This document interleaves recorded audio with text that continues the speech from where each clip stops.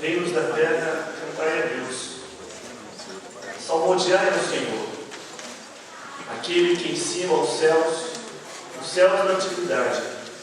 Eis que ele faz ouvir a sua voz, voz poderosa. Tributai glória a Deus, a sua majestade sobre Israel e a sua fortaleza nos espaços siderais. Ó Deus, tu és tremendo, nos teus santuários, o Deus de Israel, ele dá força e poder ao povo. Bendito seja Deus.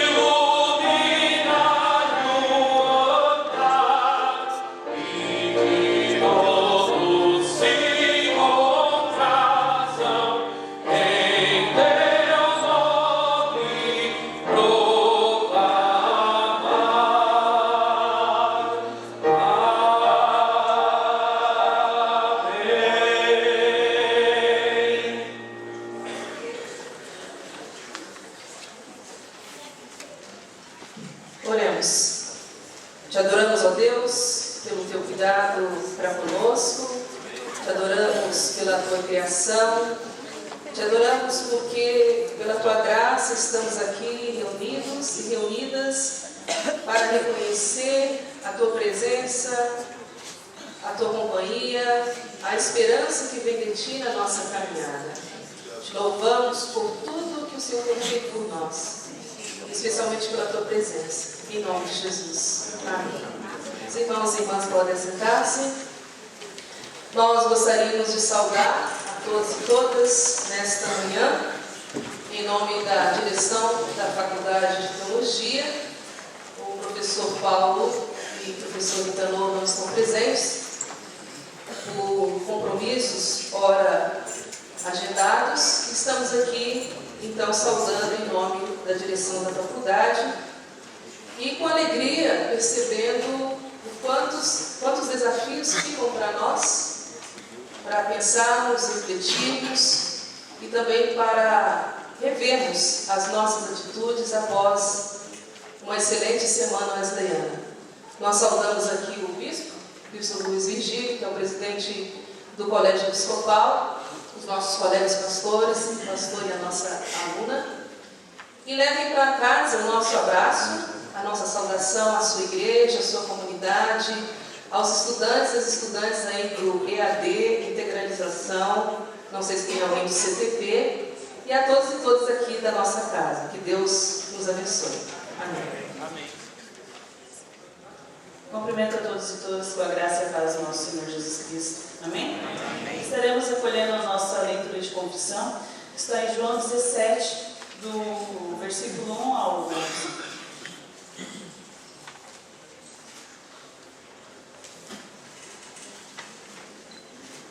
Tendo Jesus falado estas coisas, levantou os olhos ao céu e disse: Pai, é chegada a hora, glorifica o teu Filho, para que o Filho te glorifique a ti. Assim como lhe conferiste autoridade sobre toda a carne, a fim de que ele conceda a vida eterna a todos os que lhe deste. E a vida eterna é esta, que te conheçam a ti, o único Deus verdadeiro, e a Jesus Cristo, a quem enviaste. Eu te glorifiquei na terra, consumando a obra que me confiaste para fazer. E agora, glorifica-me, ó Pai, contigo mesmo, com glória que eu tive junto de ti. Antes que houvesse mundo, manifestei o teu nome aos homens que me deste do mundo. Eram os teus, tu nos confiaste, e eles têm guardado a tua palavra. Agora eles reconhecem que todas as coisas que me tens dado provêm de ti, porque eu lhe tenho transmitido as palavras que me deste, e eles a receberam, e verdadeiramente conheceram que saí de ti, e creram que tu me enviaste, e por eles que me eu rogo. Não rogo pelo mundo, mas por aqueles que me deste, porque são teus. Ora, todas as minhas coisas são tuas, e as tuas coisas são minhas, e neles eu sou glorificado. Já não estou no mundo, mas eles continuam no mundo, ao passo que eu vou para junto de ti. Pai Santo, guarda-os em teu nome que me deste, para que eles sejam um, assim como nós. Convido os irmãos para que continuem em reflexão enquanto o nosso coro entoará essa canção.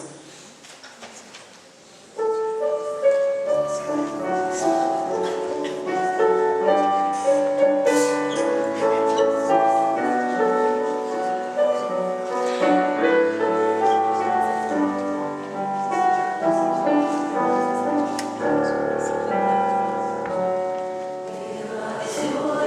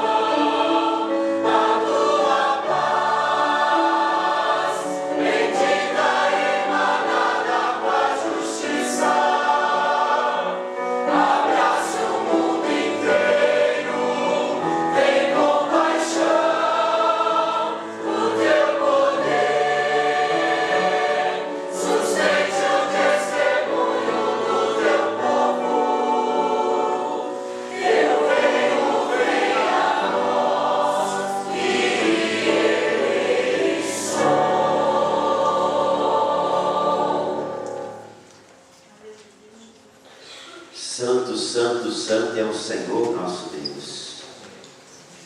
Quantas expressões ouvimos aqui, Pai, no plural. Vivemos num mundo plural, em meio a tantas diversidades. Senhor da glória, em nome de Cristo Jesus, o nosso Senhor, sustenta a nossa vida para estarmos abertos às diversidades, para termos uma postura de acolhimento, para termos uma postura de corpo em que precisamos uns dos outros. Perdoa, Pai, as nossas fraquezas. Perdoa, Deus, em nome de Jesus, todas as vezes que nos fechamos e falta coragem para abrir para o clamor de diversidade, para o mundo plural. Nos abençoe, nos fortaleça e nos guarde. Confiamos, ó Deus, que te somos desafiados a ter uma postura de abertura para a diversidade deste mundo, o clamor deste mundo. Nos abençoe e guarde, Pai. Em nome de Cristo Jesus que oramos. Amém. João 17, versículo 11, a segunda parte. Pai Santo, guarda-os em teu nome e me deste, para que eles sejam um, assim como nós. Amém.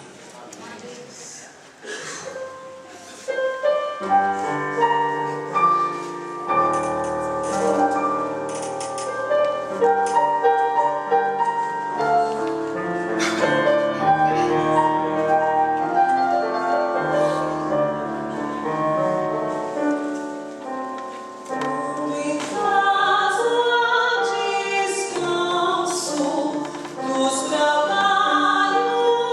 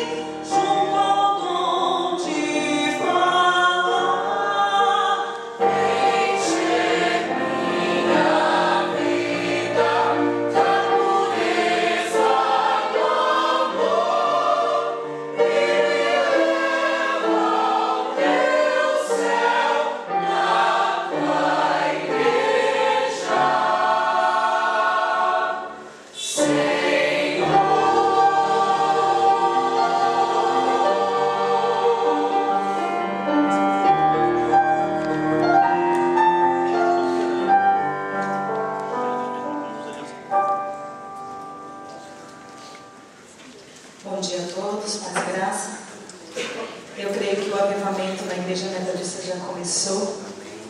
Nesses dias Deus só está trazendo à nossa memória aquilo da esperança, amém? Amém. Somos convidados e convidadas neste momento a louvar ao Senhor.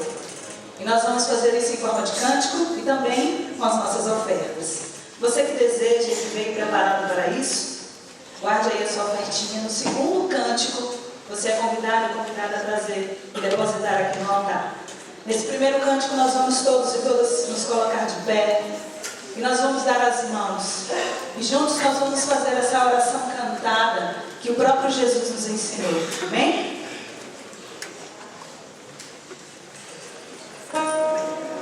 Dê a mão ao seu irmão, à sua irmã. Vamos falar com Deus. Vamos orar a Ele neste momento.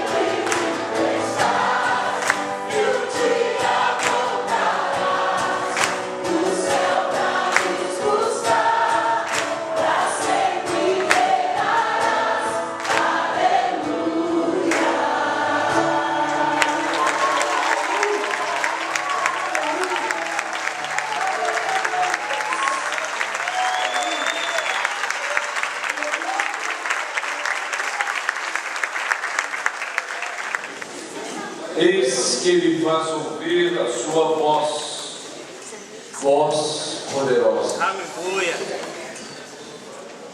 Muita alegria me cabe a tarefa de apresentar o Bispo Luiz Virgílio Batista da Rosa.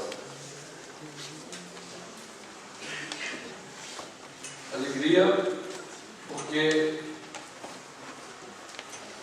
vocês o conhecem bem, pelo menos a grande maioria. Bispo Virgílio estudou na Faculdade de Teologia, se formou no ano de 1979. Então nós somos contemporâneos, pelo menos por 2 anos. Eu me lembro quando ele chegou, junto com uma turma grande lá do Rio Grande do Sul. Convivemos nos anos 77, 78. Em 79 eu me formei, 78 eu me formei, 79 Bispo Virgílio. Mas eu já conhecia a família antes. O irmão dele havia estudado na faculdade e vi muitos frutos do trabalho que ele deixou também na igreja que eu pastoreei em 79, na música. Então, agradeço a Deus pela vida do Bispo Virgílio e de sua família, que tem sido sempre um sinal de esperança e serviço para a igreja. Ele é casado com a guia Eunice, que também é membro do Conselho Diretor da Faculdade de Teologia, a quem também saudamos, e a família, 2 filhas, Eunice e a Raquel. O Bispo Virgílio fez o seu mestrado em Educação na Universidade Federal do Rio Grande do Sul, em 2001, e foi eleito bispo exatamente já em 2001, no mesmo ano, eleito bispo, e está no 4º mandato à frente da 2ª região eclesiástica. Para aqueles que não estão familiarizados com a Igreja Metodista, significa Rio Grande do Sul.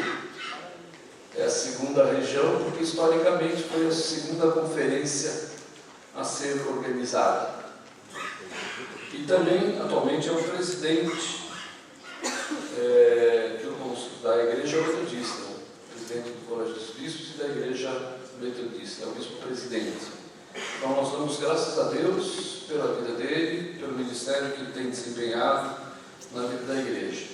E nós o convidamos nesta manhã para ser nosso pregador.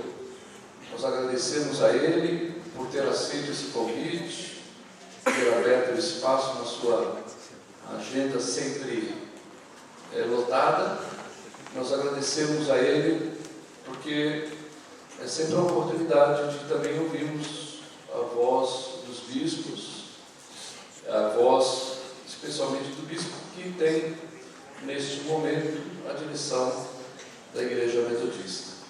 Nós vamos ouvi-lo nesse momento com gratidão a Deus e também um especial agradecimento a Ele por esse momento.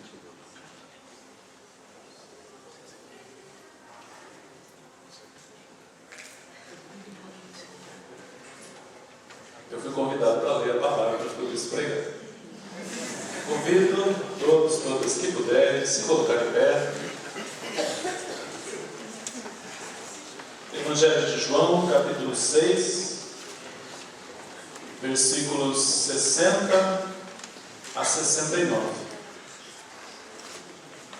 Muitos dos seus discípulos, tendo ouvido tais palavras, disseram: duro é este discurso, quem o pode ouvir?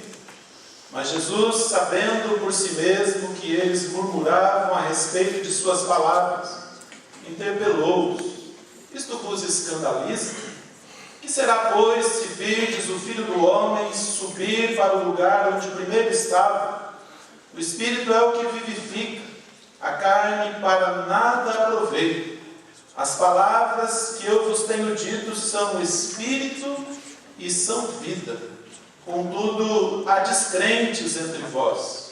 pois Jesus sabia desde o princípio quais eram os que não criam e quem o havia de trair. E prosseguiu: por causa disto é que vos tenho dito, ninguém poderá vir a mim se pelo Pai não lhe for concedido. À vista disso, muitos dos seus discípulos o abandonaram e já não andavam com ele. Então perguntou Jesus aos 12: porventura quereis também vós outros retirados? Respondeu-lhe Simão Pedro: Senhor, para quem iremos? Tu tens as palavras da vida eterna, e nós temos crido e conhecido que tu és o Santo de Deus. Amém. Graça e paz, queridos irmãos e irmãs. Vocês podem assentar. Eu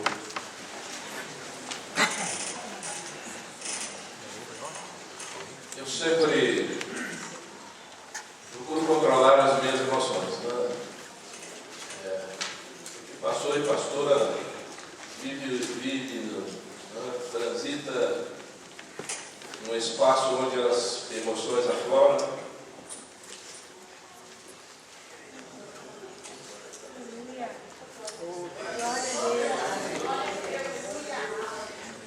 E uma palavra do querido professor, doutor e amigo José Carlos, ao lembrar do meu irmão, traz ao meu coração uma série de sentimentos. Ao longo da vida a gente vai elaborando, mas quando nós somos pegos assim, desprevenidos, né? Dizia o Gonzaguinho, o coração explode, né? Eu sou muito grato a Deus, obrigado por essa lembrança, e eu espero segurar essa bronca aqui. É uma honra estar aqui. Eu creio que esse é um espaço sagrado, um espaço santo, um espaço onde a palavra de Deus é proclamada. É sempre um espaço onde nós nos permitimos ver o sobrenatural de Deus agindo na vida da sua igreja, agindo em nossas vidas e transformando a nós mesmos, nós mesmas e as nossas circunstâncias como cidadãos, cidadãs e como nação. Nosso país, nossa nação precisa de reforma. Não talvez das reformas que hoje estão sendo discutidas, né, no Senado, mas uma reforma do alto. Uma reforma que tenha como fundamento a palavra de Deus. E uma reforma que nos coloque na rua, como povo de Deus. E olharmos então essa nação como a nossa grande paróquia. Eu quero lembrar um fato que foi paralelo à reforma. E neste fato eu lembro a figura de Tomás Moros, que ficou conhecido por ter escrito o livro Utopia. Ele foi contemporâneo da reforma, e eu diria até que de uma forma indireta, ele foi diretamente atingido pela reforma. O rei Henrique VIII da Inglaterra, ele queria desfazer o seu casamento com Catarina de Aragão, e ele chama então o arcebispo de York para gestionar junto ao Papa Clemente VII ou a anulação do casamento ou o direito ao divórcio. arcebispo Thomas Wesley, que era extremamente leal ao Papa,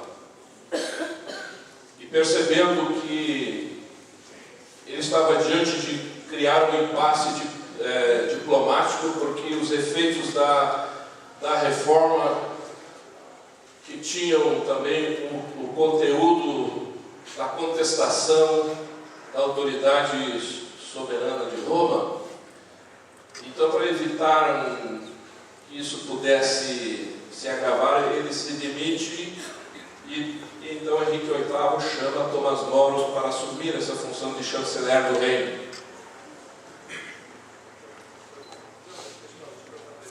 Dizem que Thomas Moros era um homem bem-humorado, um homem de bem com a vida, um católico devoto, que também não concordava com as ideias do Henrique VIII em relação à indissolubilidade do casamento, do matrimônio, mas ele tinha maior articulação política,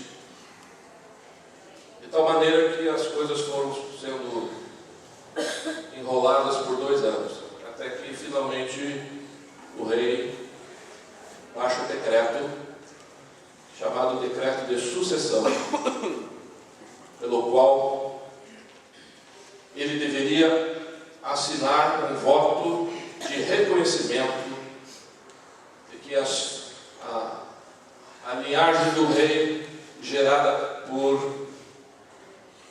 pelo casamento com Ana Bolena, fosse reconhecida, e os demais descendências que eram fruto de Catarina de Aragão fossem preteridos. Naturalmente que ele não concordou. E o rei Henrique VIII, já com o espírito reformador, né, passando pela Europa, ele toma sobre si a liderança da igreja na Inglaterra.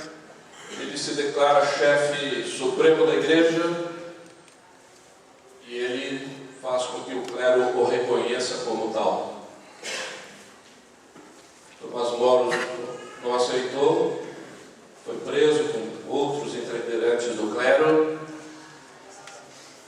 e no seu julgamento ele permaneceu calado e foi sentenciado à morte.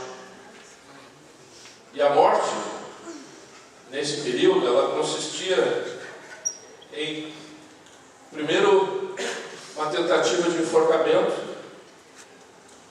Depois que a pessoa caía, muitos hereges, considerados hereges, foram mortos assim. A pessoa caía no chão, com vida ainda, e ela era esquartejada. Os pedaços do seu corpo eram espalhados pela cidade e era decapitada. Sua cabeça era ficada no mastro, ficava sob exposição. E quando foram anunciados da sentença, disseram assim: olha, o rei teve clemência de ti. Ele suavizou a pena. Você não vai ser esquartejado, só vai ser decapitado. E aí Tomás Moros então disse assim: não permita, Deus, que o rei tenha semelhante clemência com os meus amigos. E antes de morrer, ele teria dito: eu sirvo ao rei, mas em primeiro lugar eu sirvo a Deus. Então, amados irmãos e irmãs,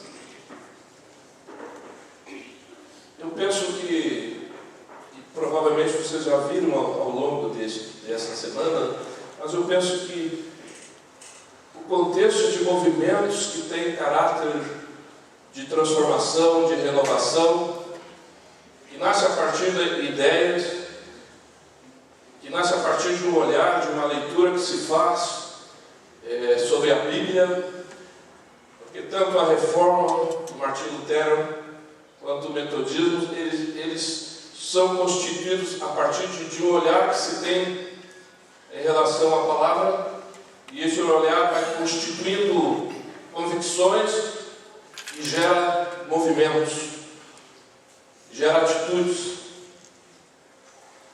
gera palavras, gera discursos, mas gera atitudes. Discurso e palavra. E aí a gente tem que olhar esses fatos à luz do seu tempo histórico. Porque a gente relembra que a reforma protestante ela se dá num momento de transição na história, em que, especialmente a Europa, mas a humanidade, ela está saindo do período medieval, está iniciando aquilo que os historiadoras chamam da Idade Moderna. Só que a herança da Idade Medieval é olhar para uma sociedade que estava estruturada socialmente entre o rei, a sua corte, que constituía os nobres, os cavaleiros e todas as demais pessoas eram vassalos.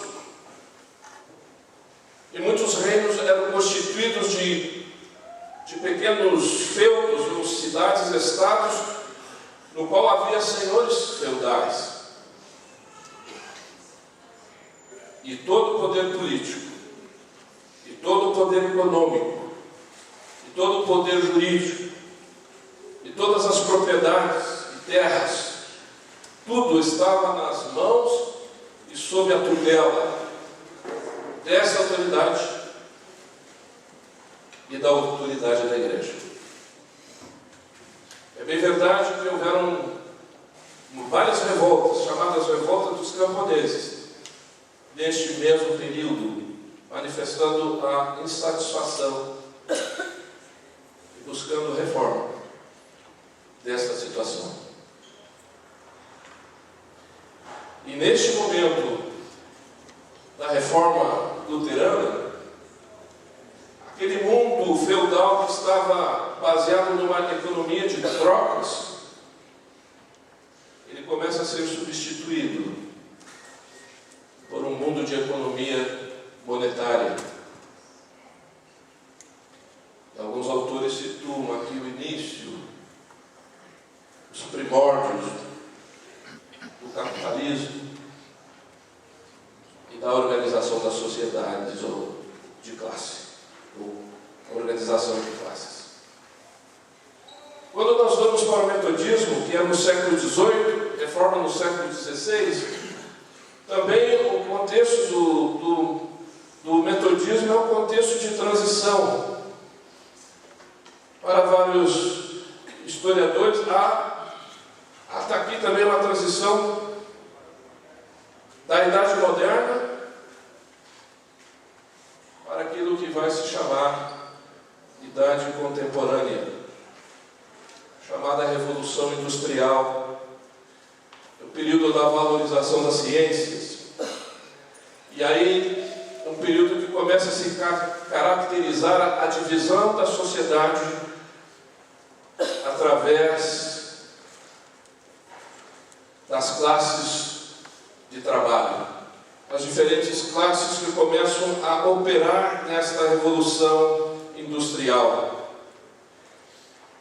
Nós lembramos que John Wesley viveu sob o tempo em que se construíram as primeiras máquinas a vapor. E isso acelerou de tal modo a produção, mas ao mesmo tempo concorreu com a exploração do trabalho. A exploração do trabalho infantil. E é nesse momento também em que o trabalho escravo, que era a mão de obra, ele passa de mão de obra para a moeda. É o período em que a Europa vende escravos para suas colônias. O escravo se torna uma moeda. É no período, nesse primórdio do metodismo, em em que as primeiras noções de direitos humanos se constituem através da Revolução Francesa, onde se começa a dizer que todos e todas devem ser iguais perante a lei. Então eu estou dizendo isto, amados irmãos e irmãs, que eu vou chegar no texto, mas eu estou dizendo isso, que os fatos históricos, eles precisam ser observados à luz dos fatos precedentes. Em cada fato sempre há um entorno social. Esse entorno social é entorno político, é entorno econômico, é o lugar onde as pessoas vivem, como elas convivem e quais são as formas de relação que acontecem nessa sociedade. A gente precisa analisar quais são as forças que estão em jogo. Ora, elas podem estar convergindo, ora, elas podem estar divergindo, ora, elas podem se agregar, ora, elas se transformam em forças antagônicas. Então, não há como pensar estes fatos sem olhar para o contexto geográfico, político, econômico, eu diria ainda social, emocional, psicológico. O que nós vivemos agora no século XXI em nosso país, um momento de profundas tensões emocionais e psicológicas. Alguém ontem referiu, né? Onde pessoas da mesma comunidade se degladiam por conta do sentimento que fica exacerbado diante dos olhares que não são convergentes. O Evangelho, eu penso, que também considera o contexto. Ainda que nós creiamos, e nós cremos, eu penso, um Deus que se manifesta plenamente em Cristo, um Deus que age na história humana, um Deus que pode intervir nessa história de tal forma que às vezes pode instigar ou ameaçar a nossa mera compreensão de que tudo se resolve pelo entendimento racional, metodológico, científico. E às vezes nós tomamos esses valores como valores definitivos para determinar as nossas ações. O Evangelho de João, que é o Evangelho escrito mais tarde para a comunidade cristã no final do primeiro século. O Evangelho de João é um Evangelho que retrata um momento do movimento de reforma, de transformação de Jesus, onde o evangelista ele vai dizer que este Deus que se manifesta plenamente em Cristo, que é o Deus da palavra, que é o Logos de Deus, esta palavra de Deus que toma forma humana em Jesus de Nazaré, ele é o princípio. Ele é a palavra princípio de todas as coisas. Ele é a palavra início. Ele é a palavra gênese. Ele é a palavra que está com Deus e ele é a palavra que é Deus. Por isso é a palavra criadora, é a palavra transformadora ou reformadora. É a palavra que cria coisas novas.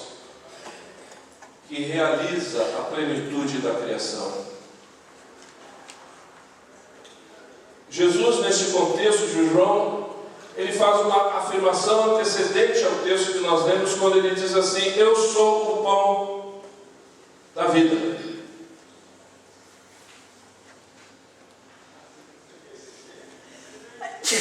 O pão vivo que desceu do céu. Em outras palavras, ele é o sustento, ele é o alimento de Deus. E ele é um alimento concreto, porque ele diz que quem não comer do meu corpo, da minha carne e do meu sangue, não tem relação comigo.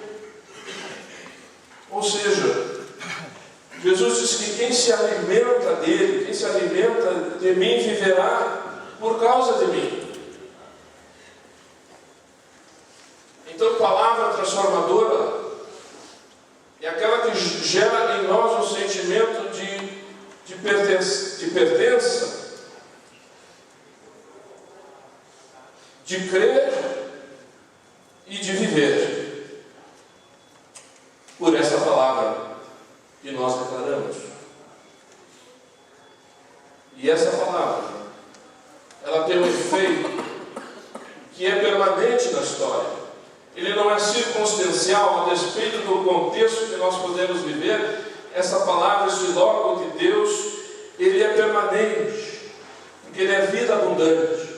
E vida abundante é vida eterna, como Deus é eterno, e como manifesta a eternidade da sua presença na pessoa de Jesus. Eu quero crer, irmãos e irmãs, que este fato narrado por João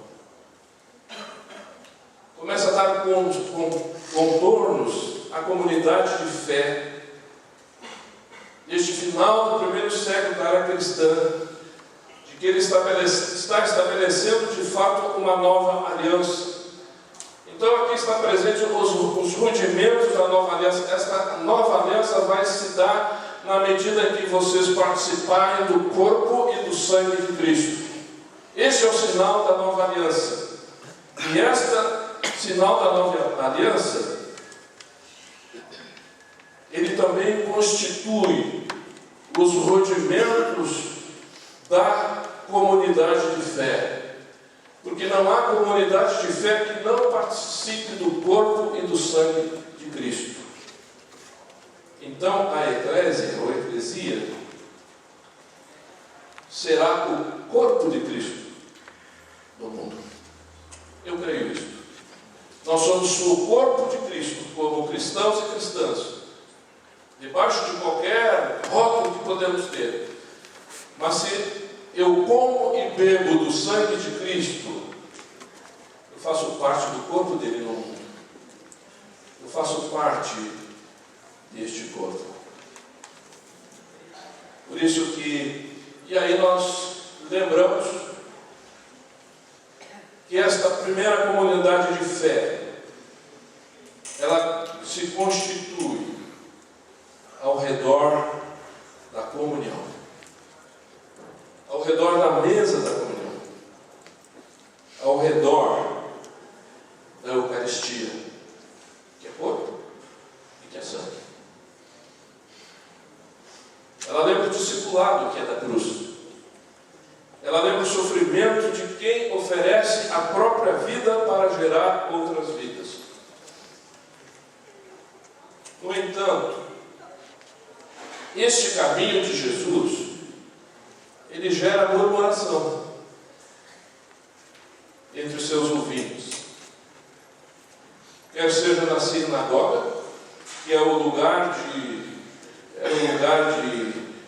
do ensino, quer seja fora da sinagoga, o lugar onde ele sinaliza o espaço da sua ação missionária ou da sua paróquia. E aqui eu quero crer que é um ponto crucial no movimento de Jesus, onde a sua palavra é divisora de águas. É onde a palavra gera perplexidade, ela gera indignação e ela gera uma linguagem do Evangelho, escândalo. Por isso que é duro ouvir este discurso. É duro ouvir este logos. Quem é que pode ouvir? Quem é que pode suportar a radicalidade desse logos? Quem é que pode assumir?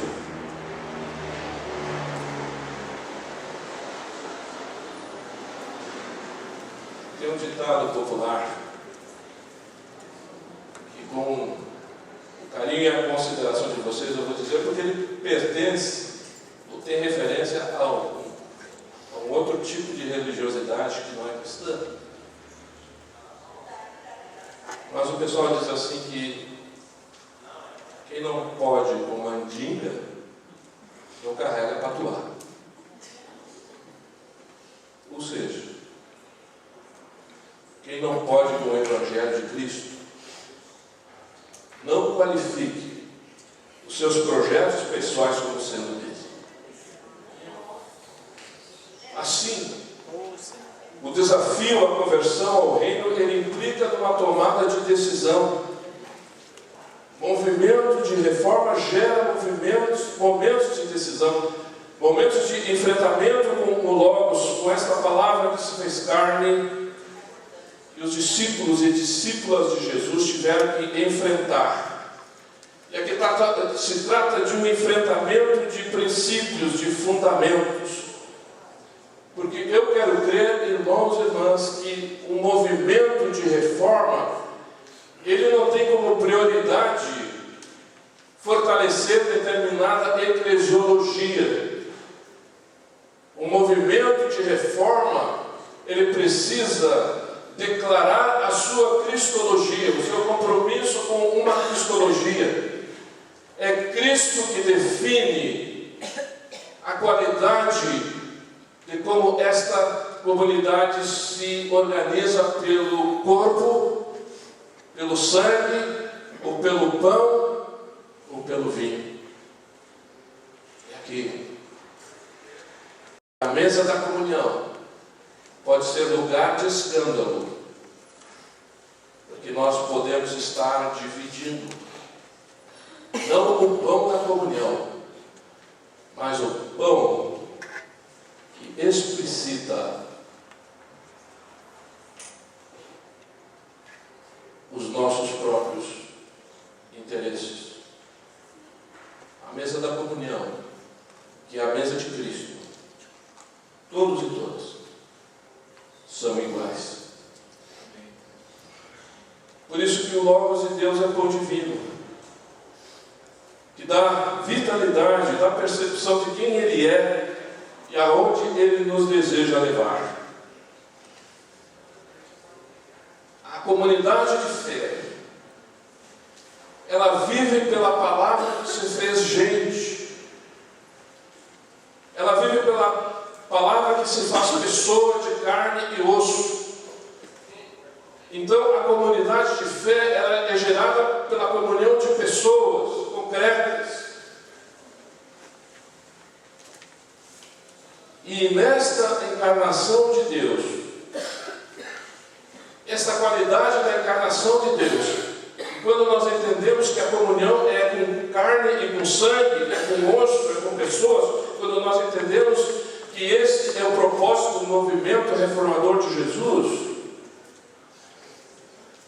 nós vamos ter a convicção de que mudanças, de que transformações são possíveis na igreja. São possíveis em nossa nação.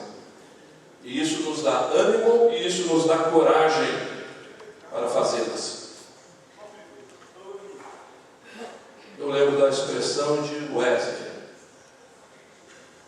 que não era um discurso vazio, mas era fruto de carne e sangue, quando ele diz assim: o melhor de tudo é que Deus está conosco. Comunidade de fé tem que ter a convicção que o melhor da comunidade é que Deus está no meio, ou não está. Então, amados irmãos e irmãs, a experiência da palavra nos leva a permanecer fiéis aos princípios fundantes revela a natureza daquilo que nós cremos e daquilo que nós somos. Eu quero correr para a Margarida, eu falei assim, não. E a Margarida? Eu lembro uma vez, tem a expressão anos de chumbo, né? Quando o Brasil viveu os anos de chumbo, espero que não volte. Alguém colocou, havia uma passarela sobre a BR-116 na cidade de Esteio. E alguém colocou uma frase assim: prepare-se, Jesus está voltando. Depois passou um tempo, alguém escreveu lá embaixo: Brizola já voltou. Foi quando a volta do Brizola, né? Jesus está voltando, não, mas o Brizola já voltou.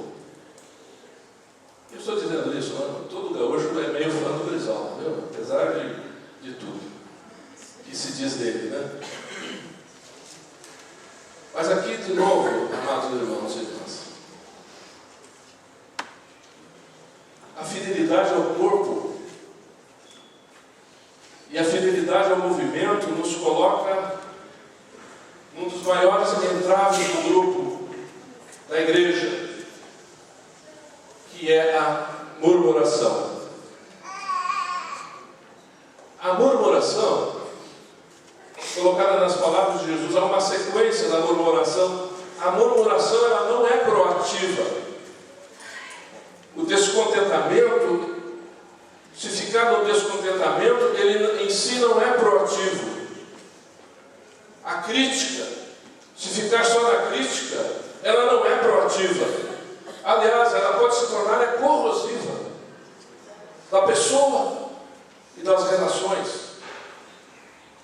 Por isso que toda murmuração vai terminar no escândalo. E literalmente a palavra escândalo significa uma armadilha. Ou seja, nós estamos diante de um obstáculo que é posto para nos derrubar, para nos fazer cair, para fazer morrer princípios, sentimentos e ações.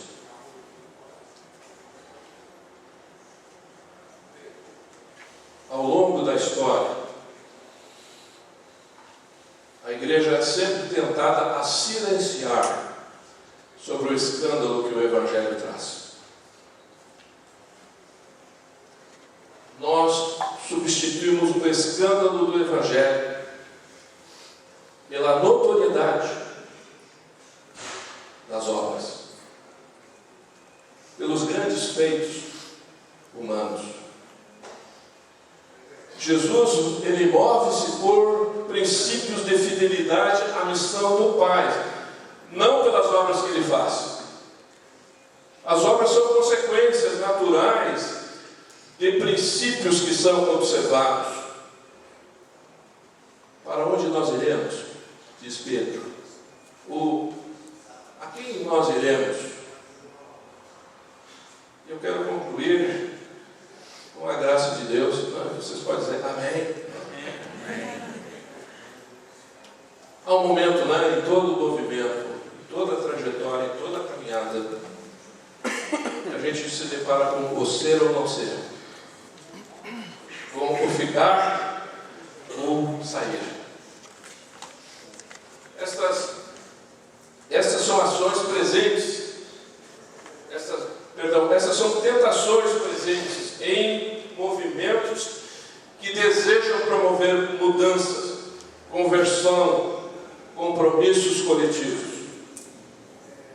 Há uma realidade do Evangelho que não compactua com o mais ou menos. Jesus nos lembra que não se costura remendo de pano novo em roupa velha, e nem se põe vinho novo em odres velhos. E vocês já sabem por quê. Por isso, muitos dos seus discípulos e discípulas começam a se retirar, começam a deixar de andar com Jesus. Ou seja, literalmente, é voltar para as coisas de antes, voltar para as coisas que ficaram para trás. Eu não sei se existe essa palavra, mas é desconverter.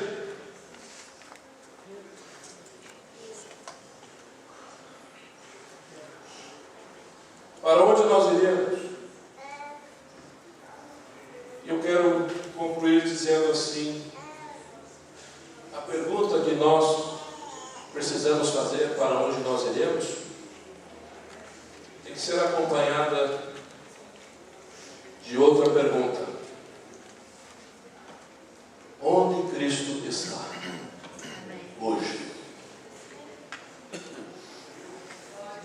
Por onde Ele andaria hoje realizando o seu ministério,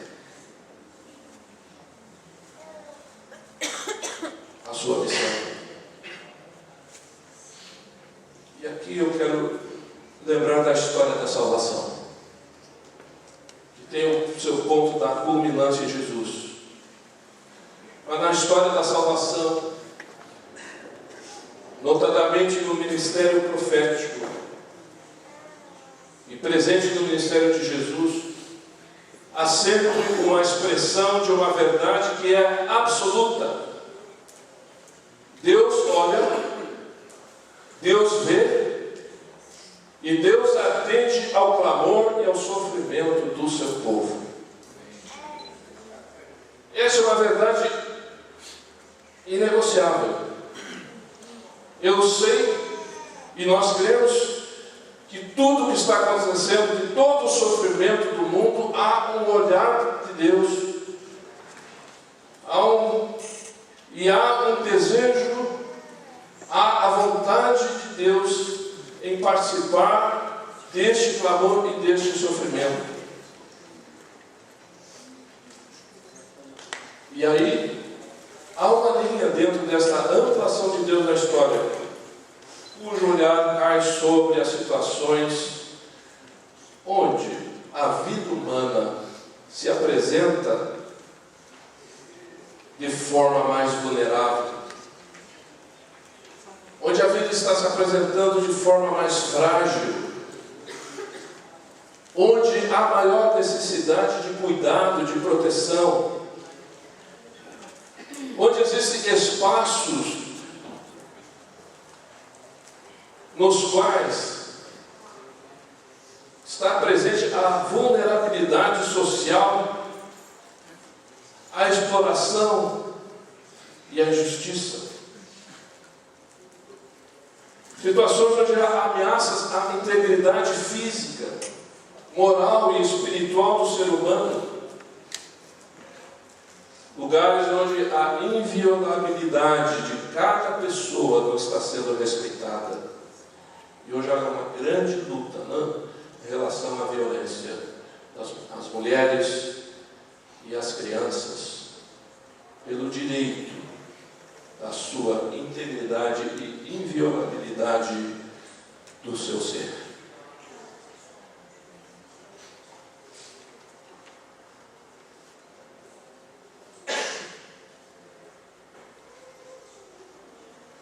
E também tem lugares onde o privilégio de poucos determina a precariedade da vida para muitos. Onde Jesus estaria hoje? Onde o corpo de Cristo, onde o sangue de Cristo está sendo representado por pessoas que têm corpo, que têm sangue, que têm vida, que são gente, que precisam reconhecer e serem alcançadas pela graça de Deus. Onde estão os lugares onde o Logos de Deus, a palavra de Deus, precisa gerar vida, precisa gerar transformação? E eu concluo dizendo uma obviedade, mas que nós precisamos dizer amém. Maranata. Nosso país, como nunca, necessita de palavras de vida abundante. Palavras que nos remetam ao princípio e à origem da nossa criação, da nossa filiação em Cristo, seres humanos precisam reconhecer e reconstruir a imagem de Deus. Eu e você, nós somos a imagem refletida de Deus, porque nós participamos do seu corpo e do seu sangue.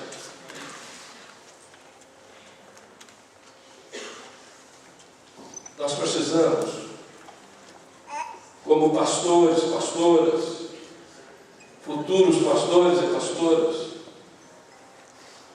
irmãos e irmãs, leigos e leigas, que exercem qualquer atividade profissional, nós precisamos restaurar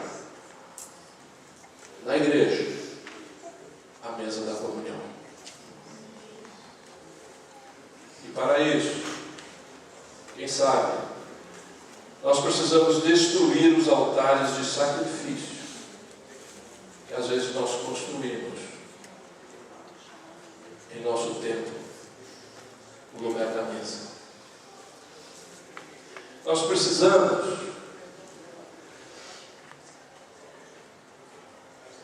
deixar de lado, como comunidade de fé, a cátedra das honrarias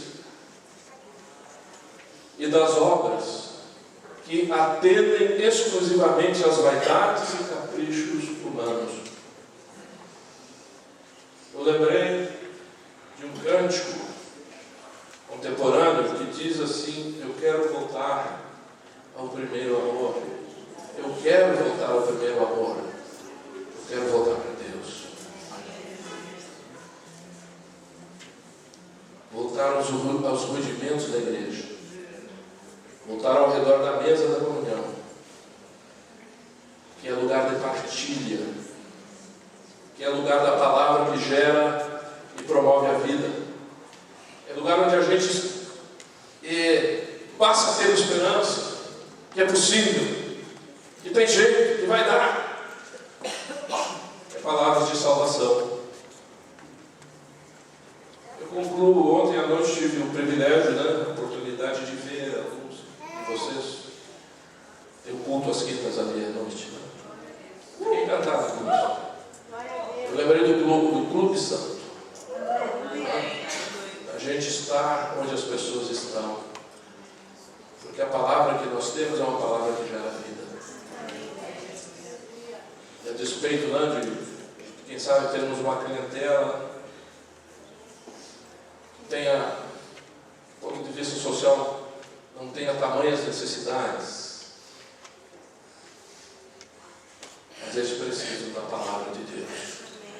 E as nossas universidades, as nossas escolas, as nossas instituições sociais precisam ser lugar onde a palavra da vida seja gerada pelo compromisso que nós temos com o corpo de Cristo. O movimento precisa de gente. O metodismo do século XXI precisa de gente. Porque gente precisa de gente. E gente precisa da mesa da comunhão.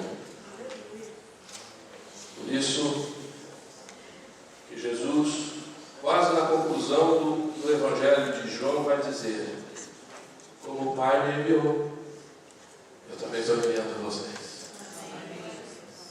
Eu não estou enviando do jeito de vocês, mas estou enviando como o Pai me enviou.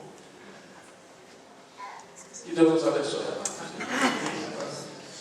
E que o Senhor Jesus seja sempre glorificado em nosso meio. Amém. Amém.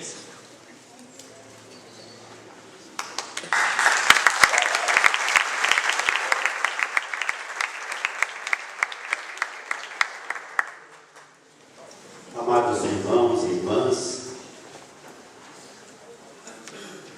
o Senhor Deus onipotente, nosso Pai Celestial,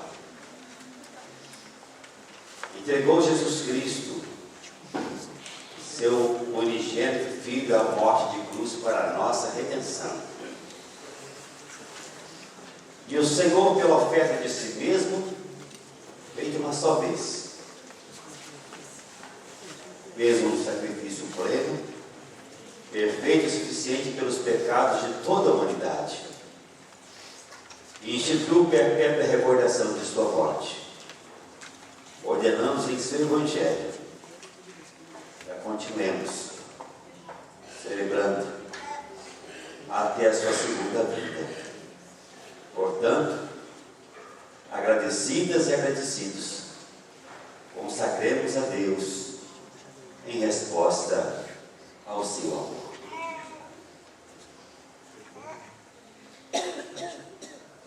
Levai os vossos corações ao Senhor. Demos graças ao Senhor nosso Deus. Assim fazer é digno e justo. É verdadeiramente digno e justo de nosso estrito dever. Em todos os tempos e lugares te rendamos graças, ó Senhor Santo Pai, onipotente e eterno Deus. Portanto, louvamos e engrandecemos o teu glorioso nome, exaltando-te sempre e dizendo: Santo, Santo, Santo, Senhor Deus onipotente, os céus e a terra são cheios da tua glória. Glória seja dada ao Senhor Altíssimo. Amém. Oremos, irmãos e irmãs. Toda glória seja a Ti, ó Pai onipotente, Pai nosso celestial, obedientes à instituição de Teu amado Filho, nosso Salvador Jesus Cristo.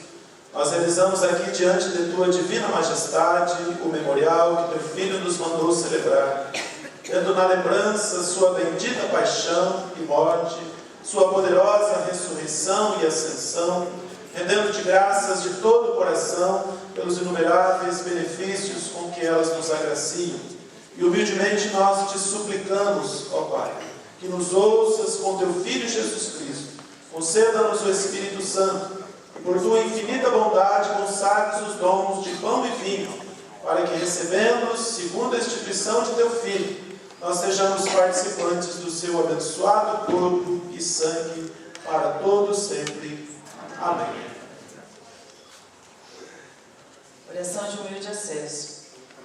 Ó misericordioso Pai, nós humildemente te imploramos que nos santifique com o Teu Espírito e abençoe as dádivas do pão e do vinho, a fim de que o pão que vamos comer seja a comunhão do corpo de Cristo e o vinho que vamos beber seja a comunhão do sangue de Cristo. Concede-nos a graça de alcançarmos a unidade da fé e crescer em todas as coisas naquele que é o cabeça, Cristo, nosso Senhor, a quem pertence a honra, a glória e o domínio pelos séculos dos séculos. Amém.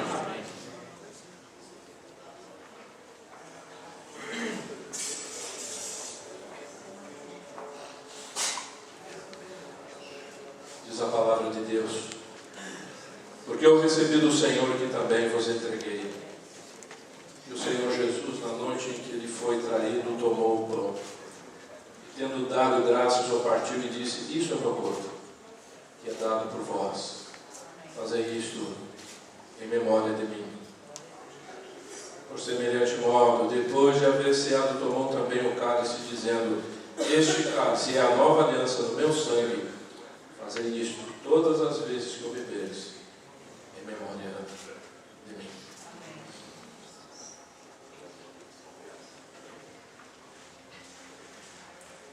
A mesa está posta. É o Cristo ressurreto quem nos convida para dela participarmos. Na minha comunidade eu costumo dizer que a ceia é do Senhor. Não é um banquete privado de uma igreja, de outra igreja. E quando o Senhor convida, é um convite de graça. E nos aproximamos dele com fé.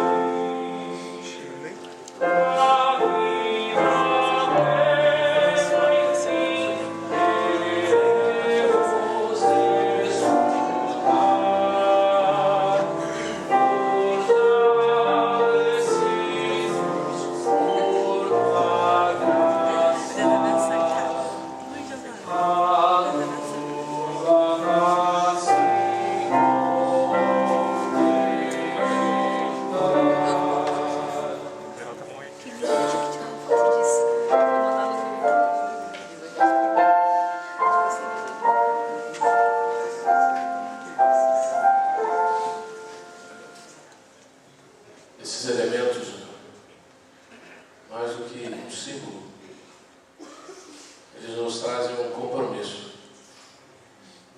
Quando a gente participa da ceia,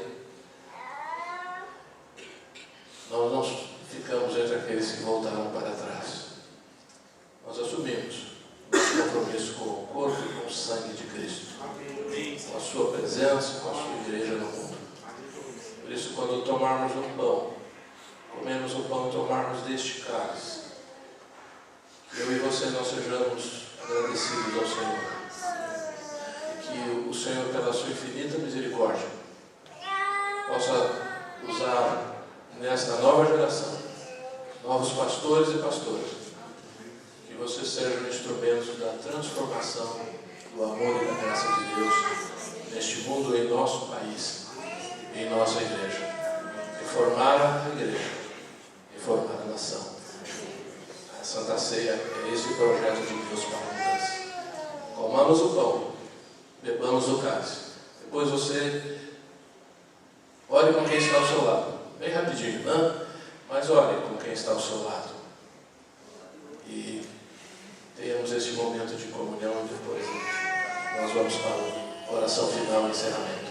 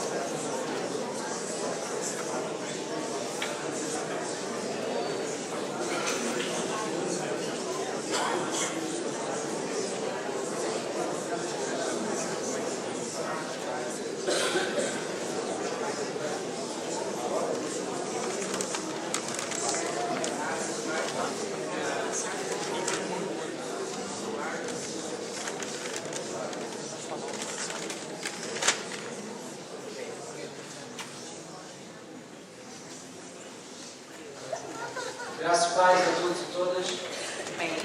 Convido os irmãos e irmãs a abrir suas Bíblias em Atos 1, a partir do versículo 6.